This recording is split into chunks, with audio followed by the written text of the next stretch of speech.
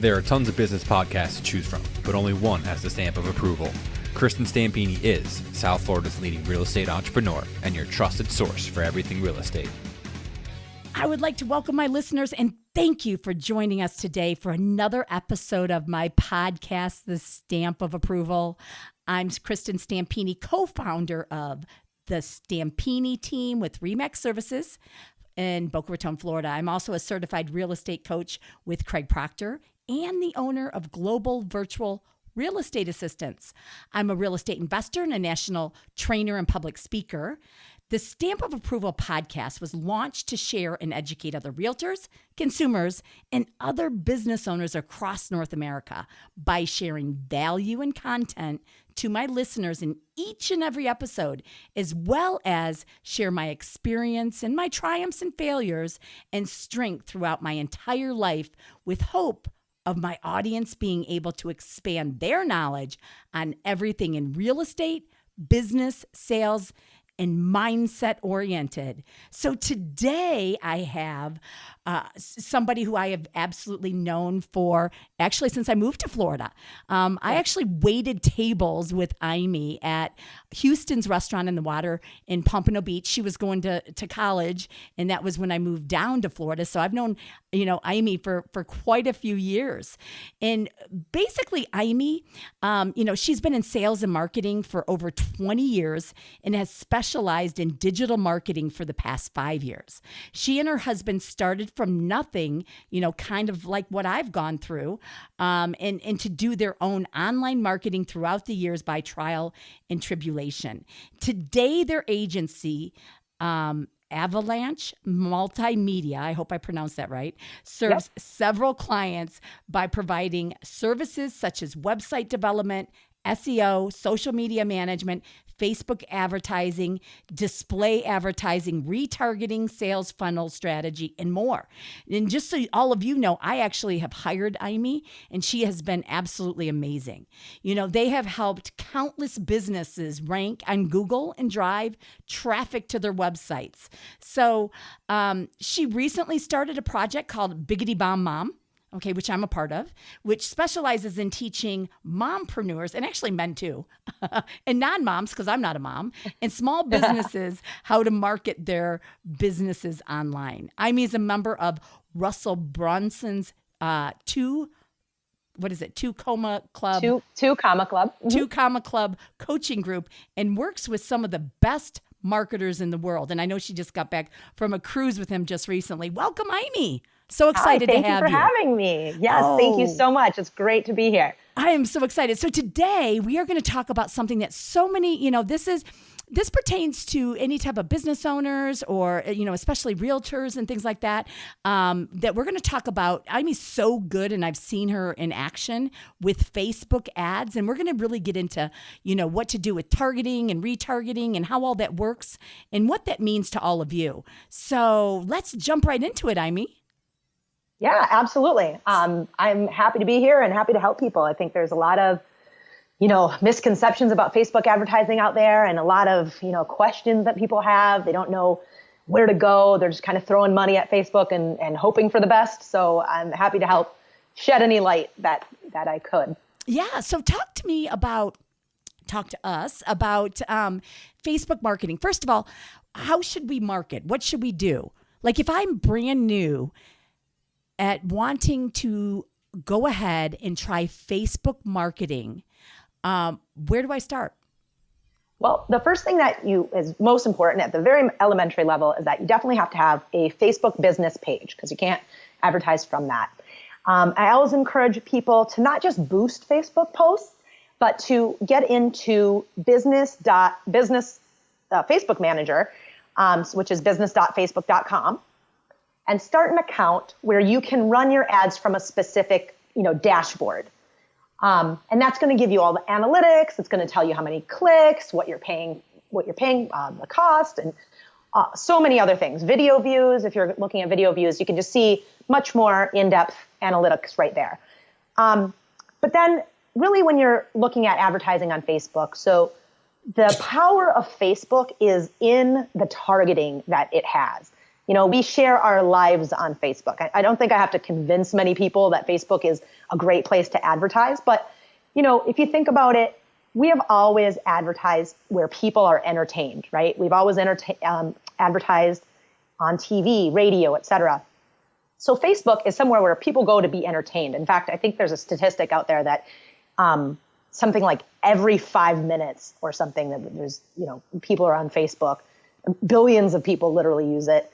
And so it's a great place to target people. And because we share our lives on Facebook, our likes, our interests, our occupation, how many kids we have. We are part of groups that, we announce to the world when we're engaged, when we're getting married, when people die. There's so many things that we share. So because of that, Facebook's data points on us are huge. And we as marketers have the opportunity to now target those people according to their interests, likes, demographics, job positions in market for, et cetera, and show them our ads, accordingly. So if you have somebody that says, let me ask you just a question. I'm gonna, if it's okay, just so people understand it, I'm gonna ask you questions along the way. So when you talk about a business page for people that don't have one, they can create a business page, and what should they put on it? So you definitely want to have your business information. Make sure you have your address, your name, your specialties, areas that you serve. You want to have photos, links to your website or landing pages. And you want to be engaging. You want to treat your business page like you would your social profile. So you want to share content that's relevant to the people that you want following you. So in real estate, for example, you could share things about the market or buying a home. You could share tips and tricks. Anything that's going to keep people engaged and position yourself as an expert is a great thing to post on your Facebook page. Okay. And then how do I decide what kind of ads I'm going to, and I, know you said targeting. So if I want to target buyers, or I want to target sellers or investors or whatever it is, how do I do that? Now, let's say that you're going to target a buyer, for example. Let's say you have a new listing. I would keep it as simple as possible.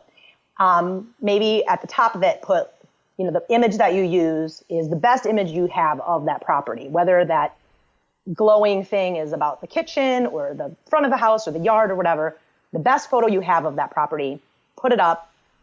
Then I like using emojis because they get people's attention. And if you don't have a Mac with, great little emojis to be able to add, you can easily add emojis by using getomoji.com and copy and paste the little emoji into your Facebook ad. And then list, the price of the property and just very simply line item, price of the property, then 3-bedroom home, pool, whatever, features of the house would be appealing to the buyer. And then click here, a new listing on the market, click here for more information or download information. If you have something that's like a hot list of new property, download information is a great thing to do. So then people can go and get to your landing page or your website. I definitely recommend a landing page, but they can get there to that space where they are only looking at information of that property so that there's not confusion of what else do you have to offer, too much information, et cetera. Okay. So a couple things that she said just there. One of the things that less is more, I think sometimes too. So you don't even have to put necessarily, how many bedrooms and bathrooms and things like that because you want them to reach out to you and you don't want them to eliminate the property, right? So if you just show them pictures of it and is it too many emojis? I mean, is that, can you have too many emojis? Like, because I see sometimes people just overdo it. Yeah. I mean, I think like anything, you don't want to be obnoxious with them, but, one or two, like if you had, a house, new listing with a house and you had a pool and you had a picture of emoji. But yeah, I certainly wouldn't overdo your text with 100 emojis or anything like that. And then you want a call to action. Of course. Yep. Yes. So your call to action would be either click here or download now or get more information, something. And Facebook has boxes that with pre-populated buttons. And so you just choose the one that would make the most sense to that post. Okay. And then I like that you said, take them to that house, to that landing page, right? Yes. So if you don't have a website that actually has that landing page, you can actually purchase single website landing page, that are just for that home as well. So, there's different ways that you can do that. So once you capture their information and you have it, what happens? Well, now then it would be up to your sales agents to get in touch with this person, follow up, email. Once they opt into whatever page, like hopefully whenever landing page that you're sending them to, whether it be your website or your landing page, hopefully that there is a place that they can enter in their name and contact information, whether it's their phone number, email, or whatever. And then, you want to make sure that you're obviously following up with this person. So what if they don't opt in? Will you capture their information? Well, the one great thing about Facebook is that the real value in this is, and that what so many people miss, is the retargeting of Facebook. So if somebody, say, gets to your landing page and they don't do anything, right? There's these things called pixels. And it's basically like a cookie that gets installed in your browser. I'm sure everybody has had this experience where, say you're on Amazon and you're looking at a pair of shoes, and suddenly everywhere you look on the internet, that pair of shoes is just following you. Right. Yeah, haunting you, saying, all buy me, buy me, buy me. Well, the same principle applies in Facebook. They have their own retargeting pixel. And so if you install that pixel, and you can, in Business Manager, there's under settings, there's an area that's called pixels. And so you set up a pixel, and it's basically just a line of code, and you have your web developer install it on your website or your landing page. And then all it does is when somebody gets to that page, they will be pixelized. A little cookie will be installed in their browser. What that tells us is it kind of tags them for us. Or tags them for you. So you know that somebody got to this landing page and maybe they didn't opt in, but you still have a way of kind of tracking them. And now you can show them other ads.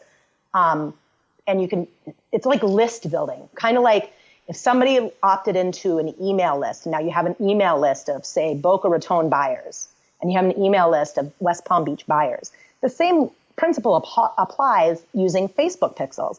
Somebody opts in, and I know that they got to this specific landing page, and this is why it's really, really important to be specific in your targeting. So I know that this person was really interested in this property that's in this city. Now I have a pixel list that says, this person clicked on this information from this city. Now I can retarget them with other ads that maybe are from that same area or different properties from that same area. Maybe it's more information about the area. Maybe it's a video of your company or something like that. Just something that what it does is it gives you the opportunity to nurture a lead, even if they didn't take the action of giving you their name and email. So, okay, so that's really awesome. But I heard you say that your website so what if your website doesn't allow you to do that? Well, there's no way that you have to have the pixel installed on wherever they are going to land. So if it's your website and you don't have the opportunity to put the pixel on your website, I would either create some kind of a landing page where you can put a pixel there. You can also pixel, email lists. But yeah, you do have to have the pixel in order to retarget, and the pixel does have to be installed onto whatever page they get to. Okay, so you can get the pixel from Facebook. Yes. And say again how you get it. So you go in your business manager, so business.facebook.com, once you set up your account, in the business settings, there's a spot there. You'll see it where it says pixels. And then you just go to that, and then it'll give you the opportunity where you just click set up, and then you set up the pixel. And then you can either, if you're not knowledgeable about how to install the pixel, you can certainly send it to whatever website developer you have working on your website. Or you can, if you're fairly savvy and it's easy to install, you can just copy and paste that pixel and install it on your website or on your landing page, whichever you have going on. So if you have a landing page, because your website doesn't do it, and you create a separate landing page. Like I was saying, you know, on listings out there, realtors, you can actually, I don't remember exactly how much it costs, maybe $25 for a listing where you can create a page, you know, for the listing, and then you can maybe do it from there, you know, but it's, everybody knows what this is because you've gone onto a website and all of a sudden you're like, oh, this is kind of freaky. They're following me around.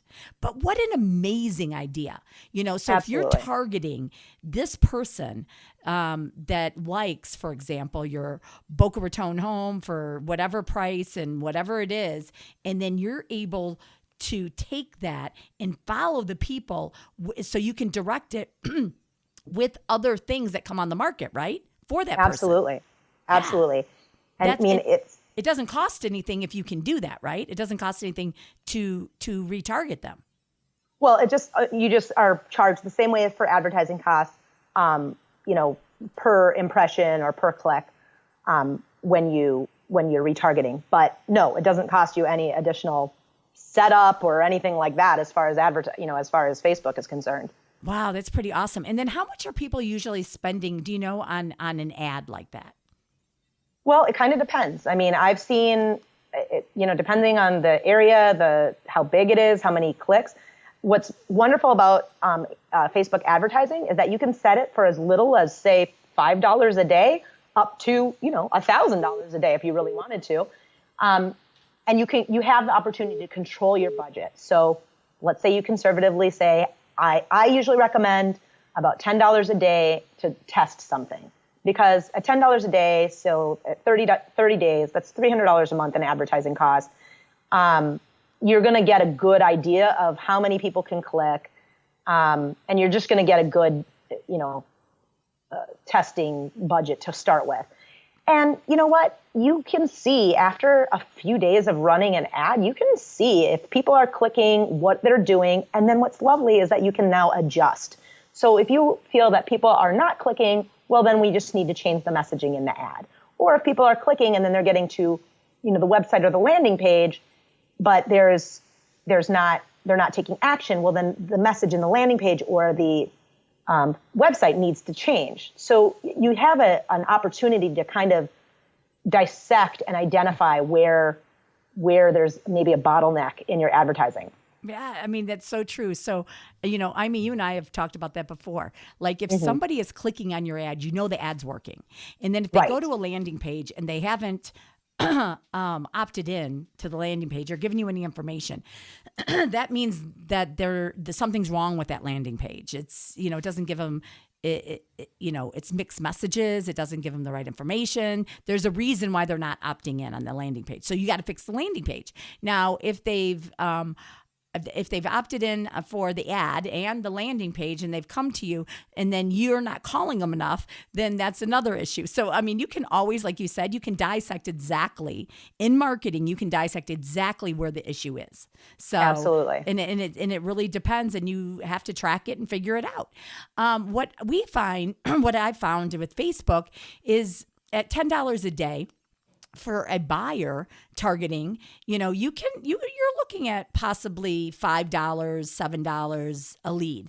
Okay. Sometimes it's less, sometimes it's a little bit more. And then on the seller side, it's definitely more. Okay. So what would you do as far as like, you're trying to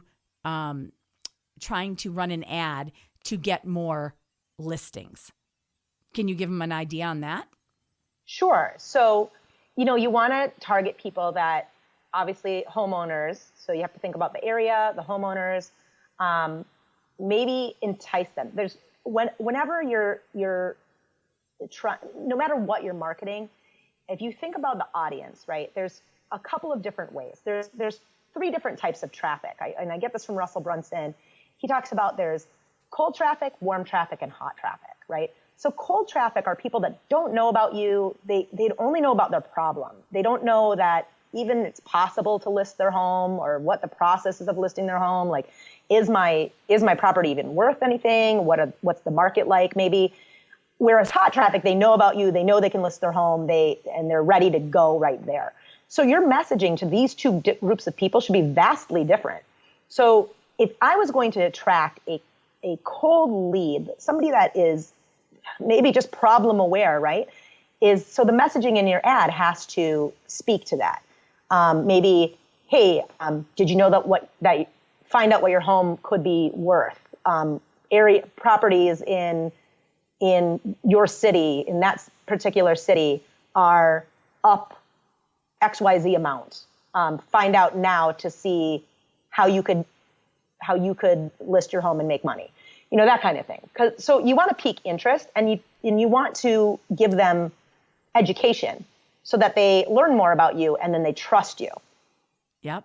So just like what she was saying, find out what your neighbor's home sold for. Your home might sell for more than you think in today's market. Find out what your home is in today's market. In Boca Raton, homes sold for 7% more, this last year. So things like that is what she's saying to attract the sellers. And then you're going to lead them to a landing page where you're going to capture, and then you can retarget. And it's just amazing, what you can do with that. So if somebody's never run a Facebook ad and they're going in and they're creating the ad, so you just go into ad creation, right? Right. So you would go from Facebook Business Manager, you would go to Ads Manager, and then you'd create a campaign. And from that, so if you think about it, it's kind of like folders. Create a campaign is where you create the strategy. So Facebook has all kinds of different things for the objective, right? So if your objective is you have a video and your objective is to watch a video, then Facebook they have algorithms that will show the ad to people that are likely to watch the video for, say, 10 seconds or longer. If your objective is to just drive traffic to a landing page, then they can do that. If your objective is to get somebody to convert, to opt in, then they will change their algorithm to conversions. So you need to choose your objective. A lot of times when I'm starting out on a campaign, I will do an objective of traffic and test against maybe either video views or conversions, and then collect the data. And then according to that, then I can, if that seems to be going well, I'm going to continue doing that. If I think that I could get a better cost per click, then I'll try and, optimize for conversions instead. So that's the first step. And then you go into creating the targeting and the age and the area that you want to target. And then from there, you create the artwork on the ad, which is, the messaging, the image, and the headline of the ad. So images, where can I get free images and the best images? So Facebook does have a place in there. Obviously, if you're going to be doing a listing, you would want to put your own images of the property. But you could get free images from, there's a bunch of places. You could do Pixabay. That's one, Pixabay is a great place to get images for free. And within Facebook, when you go to select your image, you can either upload a new image or you can choose their own stock image. And they actually allow you to use royalty-free from a gallery of different images that they have. You can just type in, kind of what you're looking for, say, woman or man, or they have all thousands of images that you can use actually for free right within Facebook for ads. Mm-hmm. Okay, awesome. And then what about less branded or branded business page? Obviously branded, but do you ever do less branded? There are times where you could do less branded. I mean, in a realtor's, from a realtor standpoint, I would do branded simply because they can see you you want to get your face out there and your brand out there as much as possible. I generally just say branded over less branded. Well, it does cost more for branded, everybody, but it gives you a better lead. Okay. Mm-hmm. So less branded because people don't know necessarily, that you're necessarily a realtor, right? So it's less branded. But branded is, obviously if you're doing listings and things like that, there's certain things you always want to do branded, but you can choose either or, but you're going to get a stronger lead in, but it's going to cost you more money for branded. Okay. Right. The other thing to know about images is that Facebook doesn't want the actual image to be more than 20% text. So your branding comes from the fact that your Facebook page is going to be at the top, but the actual image can just be as flat. It doesn't have to have your branding on it. In fact, they don't want you to have a bunch of text on it. Just a picture of the actual property or whatever it is that you're going to show is perfect. Yeah, that's awesome. And then one last question I was going to ask you. Test. Should you be testing side by side different things? Yes, absolutely. Cross-testing, A/B testing is super, super important because you want to, like I said before, you could test, video views versus traffic. And you can see which one is going to give you the best cost, the best result for the lowest cost. So for sure, cross-test, you could cross-test different images, you could cross-test different messages, and for sure, I recommend anytime you can split test, do it. In different headings, you can do one image, You can do multiple images. So one last question, how do you find the best way of what what the heading should say? Is there places that you can find the best wording? Again, I think that just goes back to really understanding your market and understanding as long as you think about going back to a cold audience, leading with the problem, like people that are just problem aware, really leading with those pain points or the education that they need to know in order to take an action. Versus somebody that's warm traffic. I mean, somebody that is a raving fan, you could easily say, I have a house for sale. And they'll be like, yes, I want to call you. And that's it. Versus if you have a cold audience, they need a lot more warming up to. So I think the messaging just really you have to get in the brain of somebody that doesn't know you, that doesn't maybe know what the solution is. And you lead with the problem, and then you can show them a solution. That's right. And then the thing is that the thing that Facebook is looking for a lot, guys, is the best image. Okay, that is going to not Facebook. I mean the people. They want to see awesome images. You want to, you can always adjust. Okay. Usually when you're not getting enough leads, you can look at the image. You can also look at the target marketing. What is your market? Is it too wide? Is it too small? Change it up, right, Amy? I mean, just keep testing it.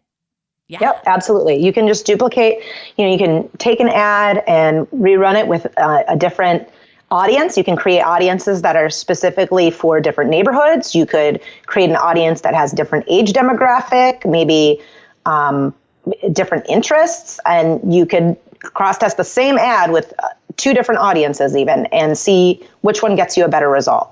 Yeah, great information. So just give us a couple tips to end our episode today. Couple tips of what you can give to our listeners, and then if they want more information or maybe to to hire you to do anything for them, let them know how to reach out to you as well. Yeah, absolutely. I mean, my tips on Facebook advertising is simply, first of all, get in there and try it out. Get familiar with the process. First, make sure that you have a very, very direct and focused ad, not something that is all over the place with 100 different listings. Focus on one specific place and then get those people to make one specific decision. So if you keep it as simple as possible, you're going to get a better result. Lead them to a place where they have an opt-in, a place where that they can give you their information, so that you can then follow up with that lead. And make sure you're using retargeting pixels whenever possible, so you can also follow up and nurture that lead. So, and if anybody wants, I always offer, a free 15-minute strategy. Call on Facebook. You can, on Facebook advertising or any other digital strategies. And you can reach out to me on my email, which is Imee, IMEE, @avalanchemultimedia.com. Awesome. which is AV. Yeah. And how do you spell that? Yeah, spell it. It is AVALANCHE multimedia.com. Awesome, Amy. Thank you so much. It was such a pleasure having you today, and I hope all the listeners enjoyed you as well as I do, and I'm sure they did. Thank you, listeners. Bye. Thank you, guys. Thank you so much, Kristin.